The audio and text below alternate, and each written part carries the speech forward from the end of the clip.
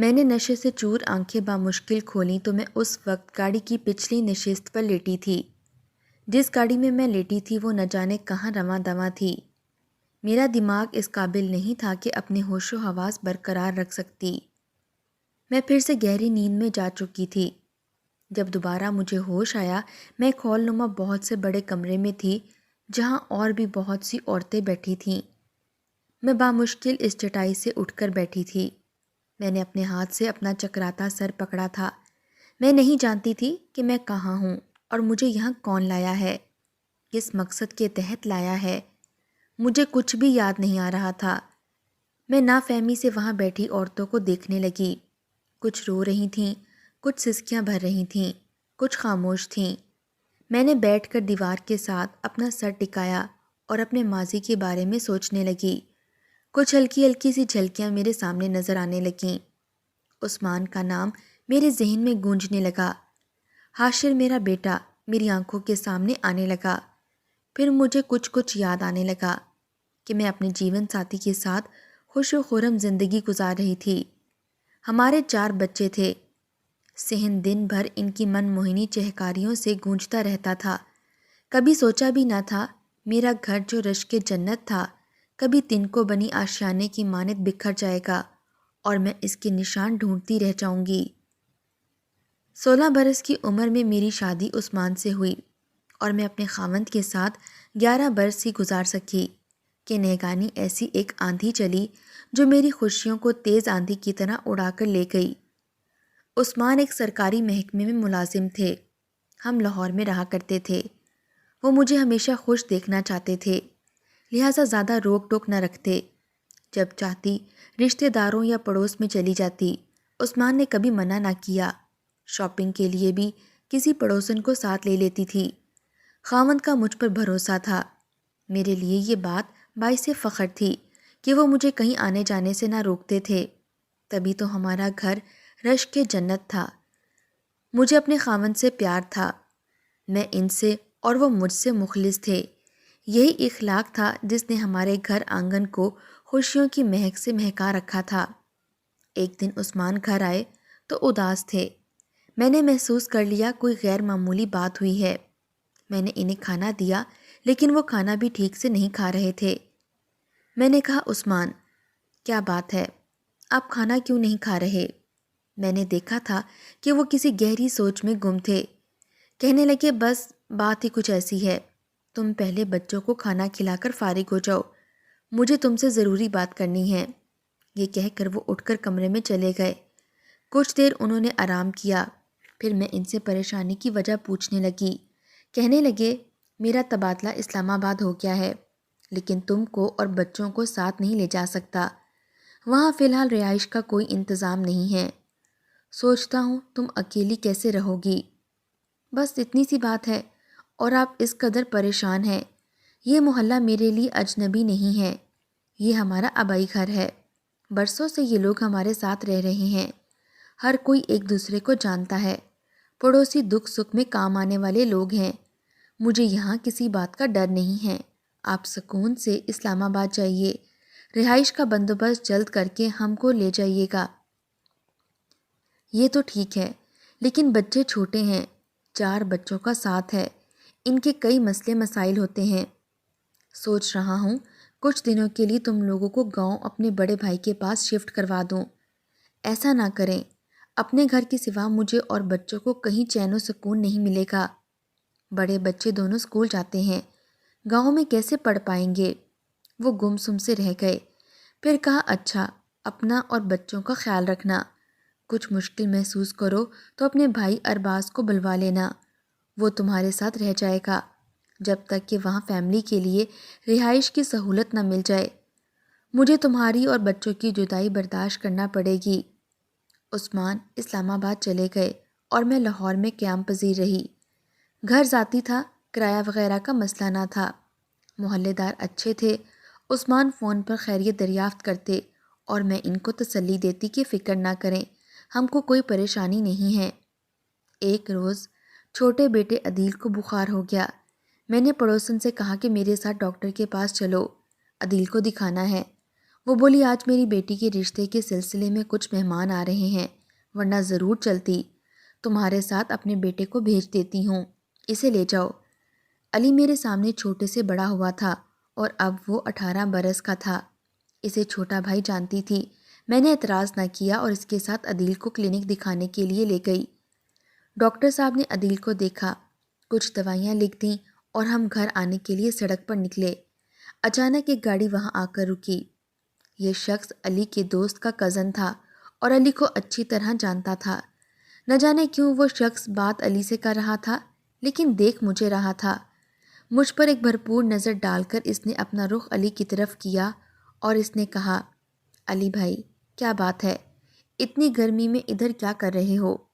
اپنی باجی کے ساتھ ڈاکٹر کے پاس آیا تھا، ان کے بچے کو دکھانا تھا۔ ہم سڑک پر ٹیکسی کے لیے کھڑے تھے، تبھی وہ شخص بولا، میری گاڑی میں بیٹھ جاؤ۔ بھائی میں ادھر ہی جا رہا ہوں۔ علی نے مجھ سے پوچھا، اس روز دھوپ تیز تھی، سوچا کہ بچے کو تیز بخار ہے، گاڑی میں ہی چلی جاتی ہوں۔ علی سے کہا کہ چلو ان کی گاڑی میں ہی چلے جاتے ہیں، جلدی پہنچ جائیں گے۔ یوں ہم نے اشفاق کی لفٹ کو قبول کر لیا۔ گھر کے قریب پہنچی تو خیال آیا کہ جلدی میں دوائیوں کا نسخہ تو میں ڈاکٹر صاحب کی میز پر ہی بھول آئی ہوں۔ علی واپس ڈاکٹر صاحب کی کلینک جانا ہے، میں نسخہ ادھر ہی بھول آئی ہوں۔ علی نے کہا کوئی بات نہیں باجی، میں جا کر لے آتا ہوں۔ نہیں میں بھی ساتھ چلتی ہوں، ممکن ہے کہ پرچہ گر گیا ہو تو ڈاکٹر صاحب سے دوبارہ لکھوانا ہوگا۔ میں نے بچہ علی کی گود میں دے کر کہا کہ ایسا کرو عدیل، باجی حمیدہ کو دے دو اور واپس آ جاؤ۔ اشفاق بولا ہاں علی، بچے کو بخار کی حالت میں دوبارہ لے جانا درست نہیں ہے، اس کو گھر میں دے دو، ہم دوبارہ ڈاکٹر کے پاس چلتے ہیں۔ علی عدیل کو باہوں میں لے کر اتر گیا اور گھر کے اندر چلا گیا۔ میں گاڑی میں بیٹھی تھی، اس سے پہلے کہ وہ واپس آ کر ہمارے ساتھ گاڑی میں بیٹھتا، اشفاق نے گاڑی سٹارٹ کر دی اور تیزی سے سڑک پر لے آیا۔ میں نے کہا اشفاق بھائی یہ آپ کیا کر رہے ہیں، علی کو تو آ جانے دیں۔ میں تو گھبرا سی گئی تھی کیونکہ میں اس گاڑی میں علی کے بھروسے بیٹھی تھی، ورنہ میرے لیے تو وہ شخص بالکل انجان تھا۔ میں نے تو اسے کبھی اپنے محلے میں آتے جاتے تک نہ دیکھا تھا۔ وہ مجھ سے کہنے لگا کہ گاڑی میں پیٹرول ڈلوا لوں پھر اسے بھی لے چلتا ہوں، ذرا جلدی ہے کیونکہ 4 بجے مجھے پشاور روانہ ہونا ہے۔ اس کے بعد تو گاڑی فراٹے بھرنے لگی۔ میں نے احتجاج کیا تو اس نے پانی کی بوتل مجھے دی۔ باجی آپ پانی پی لیں، گھبرائیے نہیں، ابھی واپس چلتے ہیں۔ وہ سامنے گھر سے گاڑی کے کاغذات اٹھانے ہیں، ورنہ پشاور جاتے ہوئے راستے میں چلان ہو جائے گا۔ یہ بات میں نے ابھی ان کے منہ سے سنی تھی کہ وہ پشاور جانا چاہتے ہیں۔ اس وقت مجھے پیاس لگ رہی تھی، میں نے پانی منہ سے لگا لیا۔ اس میں نہ جانے کیا ملا تھا کہ پیتے ہی میں بے ہوش ہو گئی اور جب آنکھ کھلی تو اپنے گھر اور بچوں سے بہت دور آ چکی تھی۔ اشفاق کا تعلق بردہ فروشوں کے گروہ سے تھا اور میں بے وقوف اس کی گاڑی میں اس بھروسے پر بیٹھی رہی، یہ میری زندگی کی سب سے بڑی غلطی تھی۔ نہ جانے کیوں میں اس عمر میں ایسی غلطی سرزد کر گئی۔ مجھے لگا تھا کہ یہ شخص علی کا دوست ہے تو اس لیے بھروسے والا ہے، لیکن علی بھی اسے اچھی طرح سے نہیں جانتا تھا۔ لیکن اس شخص نے تو ایسی پھرتی دکھائی کہ علی کو بھی پیچھے چھوڑ دیا۔ پشاور لا کر اشفاق نے مجھے ایسے لوگوں کے حوالے کیا جن کا تعلق علاقے غیر سے تھا۔ یہ بہت بے رحم لوگ تھے جو اغوا شدہ مردوں، عورتوں اور بچوں کو علاقے غیر میں لگنے والی انسانوں کی منڈی تک پہنچاتے تھے۔ وہاں انسانوں کی منڈی لگتی تھی۔ یہ بات میں نے پہلی دفعہ سنی تھی کہ انسان یوں سرے بازار بھی بکتے ہوں گے اور اغوا کندہ افراد فروخت کر کے دام کھڑے کر لیتے تھے۔ یہاں ہر جمعرات کو منڈی لگتی جس میں عورتیں، مرد، بچے، بچیاں فروخت کے لیے لائی جاتی تھیں اور ان کو خریدنے ملک اور بیرون ملک سے لوگ آتے تھے۔ جیسا مال ہوتا تھا منڈی میں انسانوں کو بکاؤ مال کی طرح بکتا دیکھ کر اپنی آنکھوں پر یقین نہ آیا کہ کیا واقعی دنیا میں ایسا بھی ہوتا ہے۔ او میرے خدایا، تیری دھرتی پر کیسے کیسے ظلم نہیں ڈھائے جاتے اور انسان پر انسان سے بڑھ کر کسی نے ظلم نہ ڈھایا ہوگا۔ دولت ایسی بری چیز تو ہے کہ اسے بدترین ذرائع سے حاصل کرنے پر بھی آدمی نہیں شرماتا۔ معصوم بچوں کو اپنی آنکھوں کے سامنے بکتا دیکھا، ننھی ننھی بچیاں اپنے پیارے ماں باپ بہن بھائیوں سے دور یہاں بیچنے کو لائی جاتی تھیں اور خریدنے والے نہ جانے کس مقصد سے ان معصوم پھولوں کو خرید کر لے جاتے تھے۔ وہ ان لڑکوں کو گویا غلام بناتے تھے اور لڑکیاں بازار حسن کی زینت بنا دی جاتی تھیں۔ ان کے افسردہ اور اداس چہرے دیکھ کر کلیجہ منہ کو آتا تھا۔ خریدنے والے پاکستانی بھی تھے اور غیر ملکی بھی۔ خوبصورت نوخیز لڑکیاں تو بیرون ملک کے کبا خانوں کے لیے بھی جاتی تھیں۔ کچھ لوگ تو بے اولاد ہونے کے باعث بچے گود لینے کی خاطر بھی انہیں خریدنے آئے تھے اور کچھ شادی کے لیے عورت خرید رہے تھے۔ اکثر افراد کو ملازمہ کا مسئلہ مستقل طور پر حل کرنا تھا۔ ایک شخص جس نے میرا سودا طے کیا لاہور ہی کا ایک امیر آدمی تھا، یعنی میرا ہم وطن۔ میں جب اس کے ساتھ گاڑی میں لاہور کے لیے جا رہی تھی، اس نے راستے میں بتایا، شکر کرو کہ ہم تم کو کسی برے مقصد کے لیے نہیں لے جا رہے۔ ہم کو ایک ملازمہ چاہیے جو دن رات ساتھ رہے اور چھوٹے بچوں کی پرورش میں میری بیوی کی مدد کرے۔ بہت سی ملازمائیں رکھیں لیکن وہ چند دن کام کر کے بھاگ جاتی ہیں اور خدمت گاہ عورت کا مسئلہ کسی طرح حل نہیں ہوتا۔ تو اب ہم نے مستقل بنیادوں پر اسے حل کرنے کا سوچا۔ کسی نے ہمیں یہاں لگنے والی منڈی کے بارے میں بتایا تھا۔ مجھے خریدنے والے میرے مالک کا نام اسلم تھا اور یہ خاصا امیر شخص تھا۔ اس کی بیوی کے ہاں حال میں ہی 2 جڑواں بچے پیدا ہوئے تھے۔ اس نے مجھے سمجھا دیا کہ راستے میں شور مچانے کی ضرورت نہیں، ہم تم کو اچھی طرح اور عزت سے رکھیں گے اور تم شکر کرو گی کہ ہم نے تمہیں خریدا ہے۔ تم کسی برے آدمی کا نوالا بننے سے بچ گئی ہو۔ تم بھی پاکستانی ہو اور ہم بھی، میری ہم وطن ہو، اس لیے بہن بنا کر رکھوں گا، مگر بھاگنے کی کوشش نہ کرنا، ورنہ دوبارہ وہیں پہنچا دی جاؤ گی جہاں سے آئی ہو۔ پھر تمہاری قسمت کہ وہاں تم سے کیسا سلوک ہو اور دوبارہ کس قسم کے ہاتھ بیچی جاؤ۔ میں نے اسلم صاحب کی باتیں غور سے سنی، یہ جان لیا کہ یہ آدمی درست کہہ رہا ہے۔ میری قسمت اچھی تھی جو اب میں کسی سوڈانی، افریقی یا کسی دوسرے غیر ملکی کی ہاتھوں فروخت نہیں ہوئی۔ مجھے دوبارہ اپنے بچوں سے ملنے کی ایک آس تو تھی۔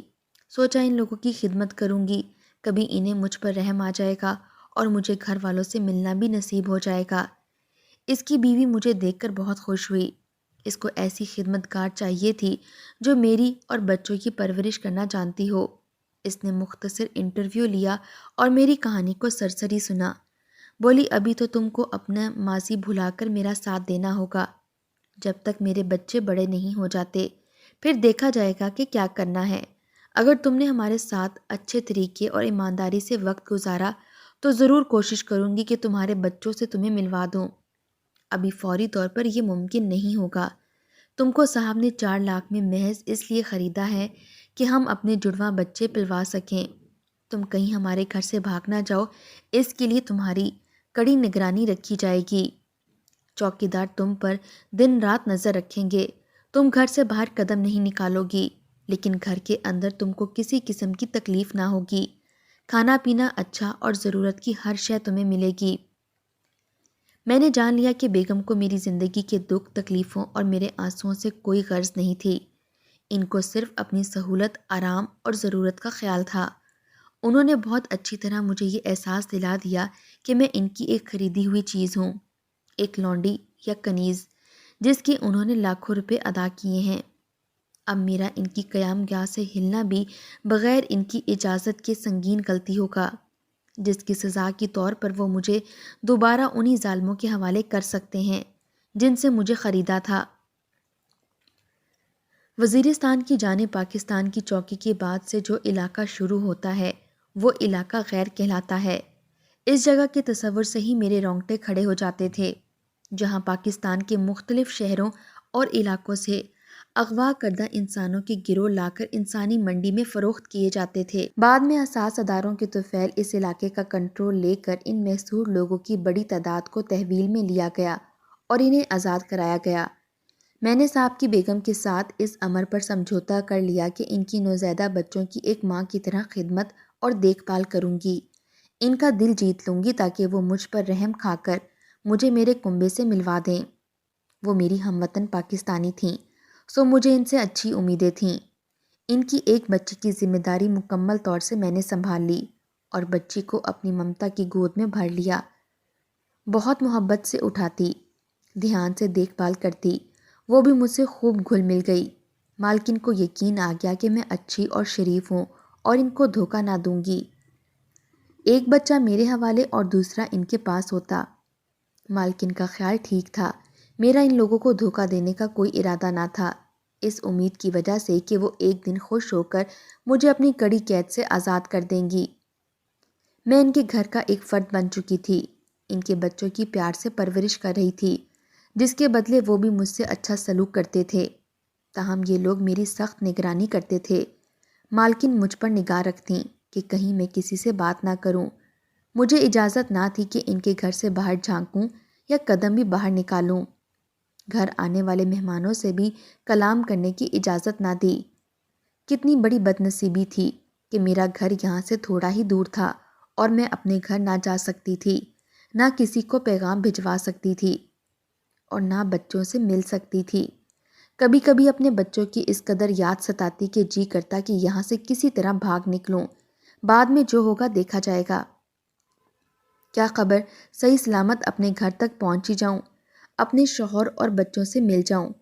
پھر ان عورتوں کے کرب سے بھرے چہرے یاد آ جاتے اور ان کی چیخیں کانوں سے ٹکرانے لگتی تھیں، جو بھاگنے کی کوشش میں پکڑی گئیں اور دوبارہ بکنے وہاں لے جائی گئی تھیں جہاں میں رہتی تھی۔ یہ 2 منزلہ گھر تھا۔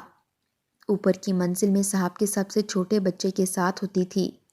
ایک شب آدھی رات کو جب میں ان کے بچے کو سینے سے لگا رہی تھی، دل میں خوف سا اٹھا اور مجھے اپنے بچوں کی سسکیاں سنائی دینے لگیں۔ یوں لگا جیسے کہ وہ مجھے یاد کر کے رو رہے ہوں اور راتوں کو اٹھ اٹھ کر مجھے گھر کے آنگن میں ڈھونڈتے پھر رہے ہوں۔ تڑپ کر اٹھ بیٹھی۔ اس وقت میری ممتا پوری طرح بیدار ہو چکی تھی۔ بے تابی سے کمرے کے چکر کاٹنے لگی۔ صاحب کا بچہ مجھے اپنے ساتھ نہ پا کر کسمسایا تھا اور میرے قدموں کی آہٹ سے بچے کی آنکھ کھل گئی تھی۔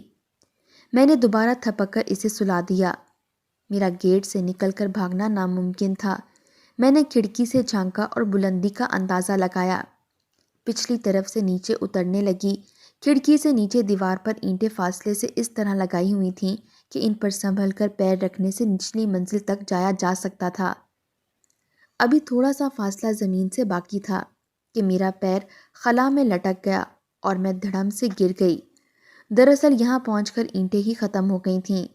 رات کے اندھیرے میں نیچے کی طرف جھانک کر اس بات کا اندازہ نہ کر سکی تھی کہ زمین سے 6 فٹ اوپر اینٹیں نہیں ہیں۔ یہ میری خوش قسمتی تھی کہ وہاں چارپائی بچھی ہوئی تھی۔ میں اس پر جا گری اور مجھے چوٹ نہ آئی۔ تب میں نے دیوار کے ساتھ چارپائی کو کھڑا دیکھا اور اس کی مدد سے پرلے گھر میں کود گئی۔ یہ پڑوسی کا گھر تھا۔ آہٹ پر نوکر اور اس کی بیوی جاگ گئی۔ وہ دیوار کے قریب عقبی صحن میں چارپائی ڈالے سو رہے تھے۔ انہوں نے مجھے پکڑ لیا۔ میں نے ہاتھ جوڑے کہ میں چور نہیں ہوں، ایک بے بس مظلوم عورت ہوں جو ان لوگوں کی قید میں ہوں۔ کہا کہ خدارا شور نہ مچاؤ، میں سارا حال بتاتی ہوں۔ میرا احوال سن کر وہ بھی رو رہے تھے اور میں بھی رو رہی تھی۔ وہ مجھے سرونٹ کوارٹر میں لے آئے۔ عورت نے اپنے کپڑے دیے جو میں نے پہن لیے اور اپنا لباس وہیں پھینک دیا۔ انہوں نے مجھے کرایہ بھی دیا۔ راتوں رات میں گھر چلی گئی۔ گھر کو تالا لگا تھا۔ گھر کے باہر بنے ٹھیلے پر ہی بیٹھی رہی یہاں تک کہ فجر کی اذان سنائی دی۔ ہزاروں آرزوئیں دل میں تھیں۔ خوشی کے آنسو خوف سے مل کر عجب احساس کے ساتھ بہہ رہے تھے۔ میں نے اجڑی ہوئی دہلیز کو پار کیا مگر وہاں تو دھول اڑ رہی تھی۔ صبح کا نور پھیل چکا تھا اور در پر تالا میرا منہ چڑھا رہا تھا۔ عثمان اور میرے بچے وہاں نہیں تھے۔ میں نے کلیجہ تھام لیا اور پڑوسن کا در بجایا۔ علی کے والد نے در کھولا۔ انہوں نے بتایا کہ جب تمہاری گمشدگی کے بعد عثمان کو فون پر اطلاع دی وہ خود آ گئے۔ ان کے آنے تک علی کی ماں تیرے بچوں کے پاس رہی، مگر یہ تو بتا کہ تو اس نامراد اشفاق کے ساتھ کیوں بھاگ گئی اپنے شوہر، گھر اور بچوں کو چھوڑ کر؟ ہم نے تو تیرے بارے میں کبھی ایسا سوچا تک نہ تھا۔ چچا جی میں نہیں بھاگی تھی۔ اس نامراد نے مجھے نہ جانے کیسا پانی پلایا کہ میں بے ہوش ہو گئی اور علاقہ غیر میں لے گیا۔ وہاں مجھے فروخت کر دیا۔ میں کسی طرح بھی رابطہ نہ کر سکتی تھی۔ وہ مجھے اندر لے گئے۔ بیوی نے نماز ختم کر لی تھی۔ میں نے ان کو بتایا کہ کیا واقعہ ہوا تھا۔ وہ بولی بیٹی عثمان نے تو یہی سمجھا کہ تو بچے چھوڑ کر بھاگ گئی ہے، پھر بھی اس نے تیرا انتظار کیا، بعد میں مایوس ہو کر اپنے بچے لے گیا اور گھر کو تالا لگا گیا۔ تالے کی چابی البتہ ہم کو دے گیا کہ شاید تم لوٹ کر آ جاؤ۔ میں نے روتے دل کے ساتھ تالا کھولا۔ جہاں آنگن میں دھول اڑ رہی تھی اور مکڑیوں نے کمروں میں جالے بنا رکھے تھے، گھر کے ایک کونے میں میرے بچوں کے کھلونے پڑے ہوئے تھے جن کی خاطر جان پر کھیل کر بھاگی، ان کی صورتیں بھی دیکھنی نصیب نہ ہو سکیں۔ علی کے والد نے عثمان سے رابطہ کیا۔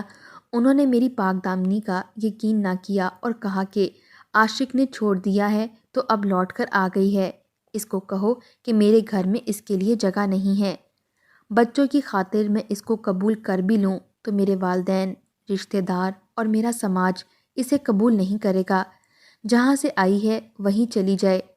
صدمے سے اتنی بیمار پڑی کہ موت آنکھوں کے سامنے رقص کرتی نظر آنے لگی۔ خدا ترس لوگوں نے علاج کروایا، سب یہی سمجھتے ہیں کہ میں نے شوہر اور بچوں سے بے وفائی کی ہے۔ عثمان نے یہ گھر میرے نام کر دیا تھا، آج بھی اسی گھر میں رہتی ہوں، اس امید کے ساتھ کہ کبھی عثمان معاف کر دیں اور لوٹ آئیں۔ محلے والوں کے کپڑے سی کر گزارا کرتی ہوں اور سوچتی ہوں کہ عورت کی بھی کیا زندگی ہے۔ میری ایک غلطی نے مجھے کہاں سے کہاں پہنچا دیا ہے۔ میں اب بھی سوچتی ہوں کہ میں کیوں کسی اجنبی کے ساتھ اس کی گاڑی میں بیٹھ گئی۔ کاش کہ میں نے اس وقت ایک منٹ کے لیے سوچا ہوتا کہ میں کیا غلطی کرنے جا رہی ہوں۔ میری ایک بے وقوفی نے میری زندگی برباد کر دی تھی۔ میرا شوہر، میرے بچے اور میری جنت جیسے گھر کو برباد کر دیا تھا۔ یہ دنیا اتنی ظالم ہو سکتی ہے کبھی سوچا نہ تھا۔ کیسے انسان کی تقدیر پل میں بدل جاتی ہے۔ اپنے خدا سے روز دعا مانگتی ہوں کہ وہ میری قسمت بدل دے۔ آخر میں اتنا ہی کہوں گی، کسی غیر پر اعتبار مت کریں، چاہے وہ کتنا ہی قریبی ہمسایہ کیوں نہ ہو، اور کوئی غیر آدمی ہو یا عورت، بالکل بھی بھروسہ مت کریں۔ آپ کے خیال میں عثمان ٹھیک تھے جنہوں نے مجھے قبول نہ کیا، یا پھر انہیں اس معاملے کی تحقیق کر کے مجھے قبول کر لینا چاہیے تھا؟ اپنی قیمتی رائے کمنٹ باکس میں ضرور دیجیے گا، اور اگر آپ ہمارے چینل پر نئے ہیں تو چینل کو سبسکرائب کر دیں اور ویڈیو کو لائک کر دیں۔ شکریہ۔